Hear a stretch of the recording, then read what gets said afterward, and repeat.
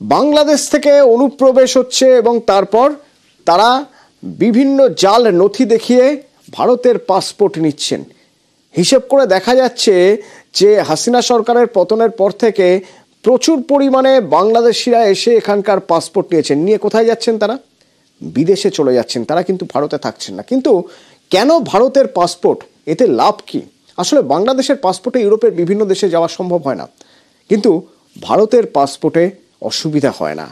বিশেষত ভারতের পাসপোর্ট যদি থাকে তাহলে এমন ৬২টি দেশ রয়েছে যেখানে ভিসা ছাড়াই অনায়াসে যাওয়া যায়। আর তাই বাংলাদেশিরা জাল পাসপোর্ট, ভারতীয় পাসপোর্টের দিকে ঝুঁকছেন ভারতীয় পরিচয়ে পৃথিবীতে বিভিন্ন দেশে থাকার জন্য।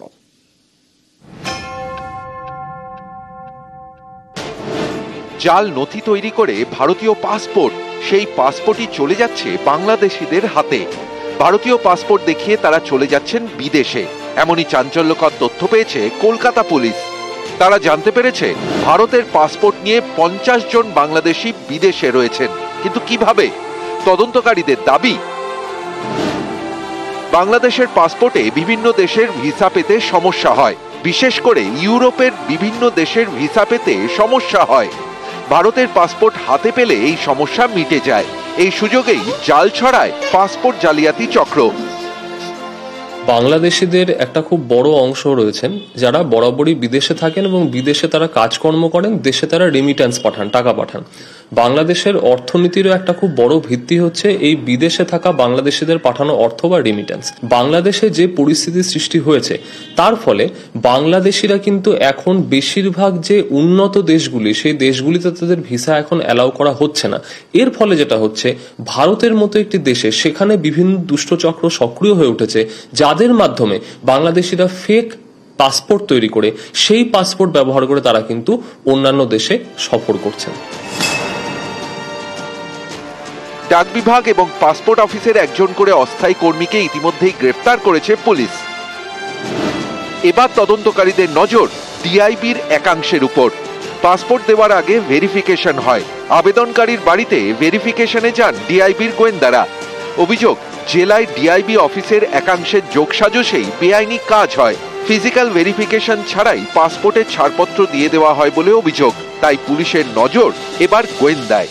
তদন্তকারীদের দাবি, এখনো পর্যন্ত ৩,০০০-এর বেশি পাসপোর্ট উদ্ধার হয়েছে কলকাতা থেকে। 4 জনকে গ্রেফতারও করেছে পুলিশ।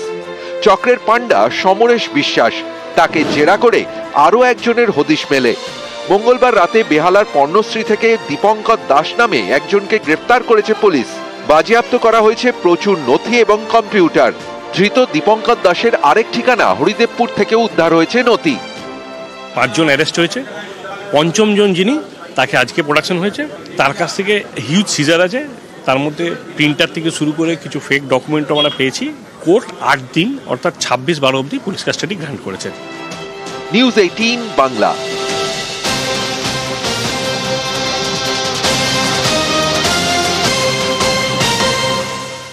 আর এই জাল পাসপোর্টের রমরমা অগস্ট থেকে। অগস্ট অত্যন্ত গুরুত্বপূর্ণ। হাসিনা সরকারের পতন, তারপর থেকে তথ্য বলছে এখনো নভেম্বর পর্যন্ত 4 মাসে 1000খানা জাল পাসপোর্ট তৈরি হয়ে গেছে। 4 মাসে ভুয়ো নথি দিয়ে এই 1000টা পাসপোর্ট তৈরি হয়েছে।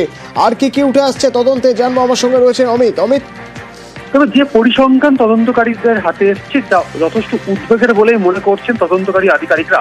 কলকাতা পুলিশের সিকিউরিটি কন্ট্রোল অর্গানাইজেশনে যে এসআইটি ফর্ম করা হয়েছে তারা তদন্ত করছে। তারা তদন্ত করতে গিয়ে দেখেছেন যে চলতি বছরের অগস্ট থেকে নভেম্বর পর্যন্ত 2টি পাসপোর্ট সেবা কেন্দ্র, যেটি উত্তর 24 পরগনার একদম সীমান্ত লাগোয়া, একটি বসিরহাট, একটি বনগাঁ, এই 2টি পাসপোর্ট সেবা কেন্দ্র থেকে ভুয়ো নথি ব্যবহার করে প্রায় 800 থেকে 1000 পাসপোর্ট ইস্যু হয়েছে বাংলাদেশি নাগরিকদের জন্য, যা যথেষ্ট উদ্বেগের। এবং হাসিনা সরকার পতনের পরেই এই ধরনের কাজের, এই পাসপোর্ট জালিয়াতি বারবারন্ত হয়েছে বা রমরমা হয়েছে, সেই তথ্য কিন্তু উঠে আসছে, যা উদ্বেগের বলে মনে করছে।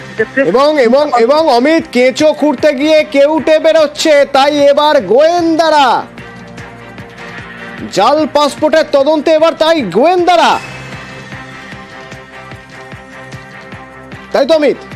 একেবারে অতনু, এই মুহূর্তে যেটা সিদ্ধান্ত নেওয়া হয়েছে লালবাজারের তরফে, মামলার গুরুত্ব বুঝে এই তদন্তভার যেতে চলেছে কলকাতা পুলিশের গোয়েন্দা বিভাগের হাতে। কারণ এর আগে সিপির তরফে কলকাতা পুলিশ কমিশনারের নির্দেশে কলকাতা পুলিশের সিকিউরিটি কন্ট্রোল অর্গানাইজেশনের এসআইটি ফর্ম করা হয়েছিল এই পাসপোর্ট জালিয়াতি তদন্তে। এবং লালবাজার সূত্রে যেটা জানা যাচ্ছে যে আজই তদন্তভার পেতে চলেছে কলকাতা পুলিশের গোয়েন্দা বিভাগ। ইতিমধ্যেই কলকাতা পুলিশের গোয়েন্দা বিভাগের আধিকারিকরা কলকাতা পুলিশের সিকিউরিটি কন্ট্রোল অর্গানাইজেশনে যে এসআইটি ফর্ম করা হয়েছিল সেই তদন্তকারী অফিসারদের সঙ্গে তারা ইতিমধ্যেই কথা বলেছেন, আলোচনা করেছেন তদন্ত নিয়ে, এবং তদন্ত করতে গিয়ে তদন্তের যে অগ্রগতি সংক্রান্ত যে সমস্ত নথিপত্র বা এখনো পর্যন্ত যা যা বাজেয়াপ্ত করা হয়েছে সেই সমস্ত নথিপত্র ইতিমধ্যে গোয়েন্দা দপ্তরের আধিকারিকদের হাতে দেওয়া হয়েছে। তারা সমস্ত বিষয় তারা খতিয়ে দেখছেন এবং আজকেই যে লালবাজার সূত্রে খবর বা লালবাজার অঞ্চলের খবর যে আজকেই তদন্তভার হাতে পেতে চলেছে গোয়েন্দা বিভাগ। কারণ ইতিমধ্যেই যে তথ্য বা পরিসংখ্যান সামনে এসছে যে গত 5 বছরে কলকাতাতেই ভুয়ো নথি ব্যবহার করে প্রায় 3000-এর বেশি পাসপোর্ট ইস্যু হয়েছে, এবং পুরো র্যাকেট অর্থাৎ সমরেশ তার ছেলে রিপন যে র্যাকেট চালাতো সেই র্যাকেটের সূত্র ধরে এত পাসপোর্ট জালিয়াতি হয়েছে। সেই কারণেই তদন্তের মামলার গুরুত্ব বুঝে তদন্তভার হাতে নিচ্ছে কলকাতা পুলিশের গোয়েন্দা বিভাগ, এমনটাই লালবাজার খবর। ধন্যবাদ।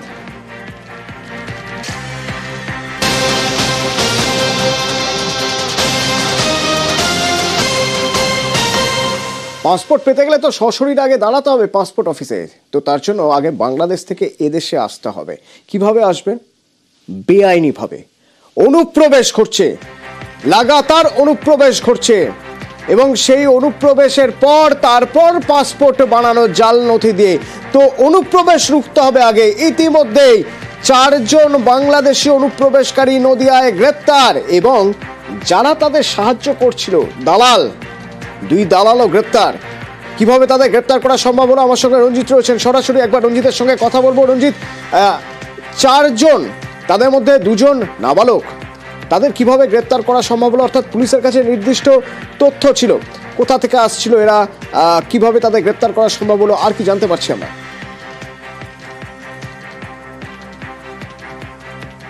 দেখো, হাঁসখালি থানার পুলিশ গোপন সূত্রে খবর পেয়ে বড় চুপড়িয়া এলাকা থেকে এই 4 জন বাংলাদেশিকে গ্রেপ্তার করে, এবং তাদের সাথে আরো 2 জন নাবালক রয়েছে।